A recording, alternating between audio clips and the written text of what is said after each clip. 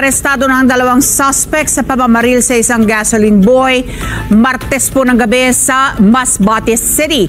Nakilala ang mga suspects na sina alias Kaloy at Lance. Ito'y matapos na mag-viral sa social media ang insidente ng pamamaril kung saan makikita ang dalawang suspect na nagpapagasolina muna sa gasoline station kung saan nagtatrabaho ang biktima. Matapos ay agad na pinagbabaril ng isa sa mga suspect ang biktima na nakaupo lamang sa gilid ng gasolinahan.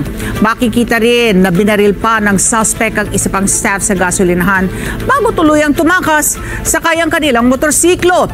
Dead on the spot ang biktima dahil sa dami ng tama ng bala sa katawan at mabilis naman ang pagresponde ng mga tauhan ng Masbate Police kaya't agad na naaresto ang mga suspect. At sa ngayon po nakatutok ang investigasyon sa love triangle bilang motibo ng krimen.